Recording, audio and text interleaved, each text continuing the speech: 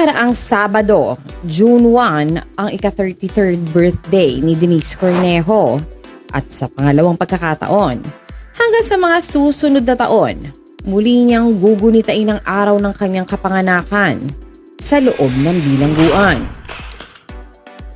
Unang naranasan ni Denise gunitain ang kaarawan sa loob ng kulungan noong nag-23 siya.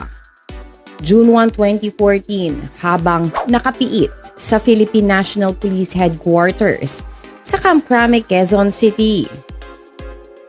Nakapiit noon si Denise dahil sa kasong serious illegal detention na sinampa sa kanya ni Vong Navarro, na may kaugnayan pa rin sa insidenteng nangyari sa Forbes Wood Condominium Building, Taguig City noong January 22, 2014. Sa eksklusibong panayam sa ama ni Denise na si Paul Dennis Cornejo, ang kahilingan niya para sa kaarawan ngayon ng kanyang anak ang tinanong. Wala na akong ibang wish para sa kanya kundi to hold on to her faith in God. Always think that time will come that justice will be fair. Hindi yung ganitong nangyari sa kanya. Sagot ni Dennis.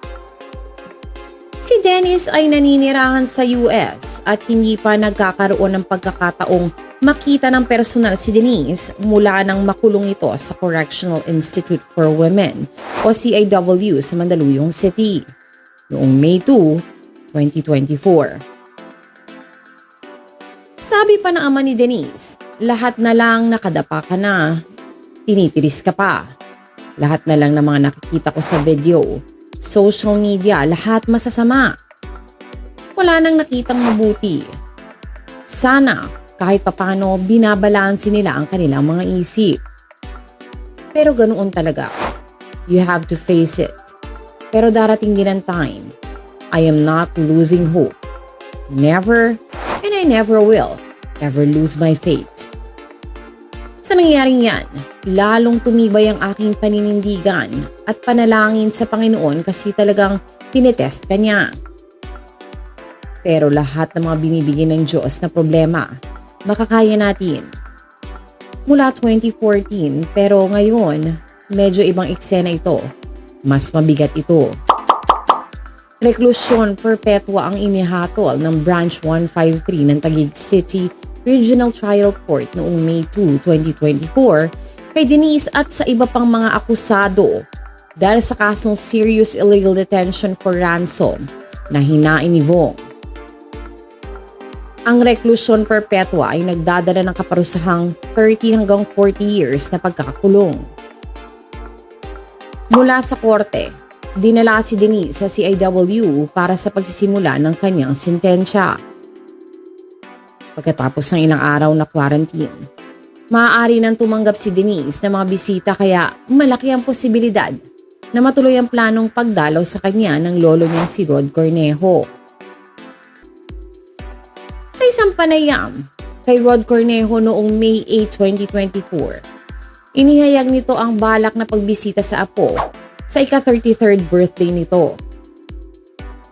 Kung papayag ang Correctional Institute for Women, I would like to visit her for her birthday, to pray with her.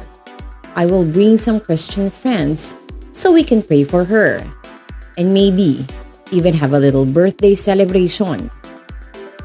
Kaya lang of course, I have to get permission from CIW kung papayag ba sila.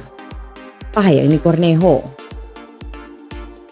Hindi iniwan o pinabayaan si Denise sa mabigat na pagsubok na pinagdadaanan nito ngayong nakalipas na 10 taong gumulong ang kaso hanggang sa humantong sa tuluyan nitong pagkakakulong. Trivia. Naging kontrobersyal ang pagdiriwang ni Denise sa kanyang ika-23rd birthday noong June 1, 2014 sa loob ng kulungan niya sa PNP headquarters sa Quezon City dahil sa kanyang larawang kumalat sa social media. Sa larawang ito, inakusahan siyang nabibigyan ng special treatment. Isang sulat ng pagpapaliwanag ang pinadala ni Denise sa presidente noon ng bansa na si Noynoy Aquino upang itanggi ang mga paratang sa kanya. Ito ang bahagi ng sulat na pinadala noon ni Denise kay Aquino.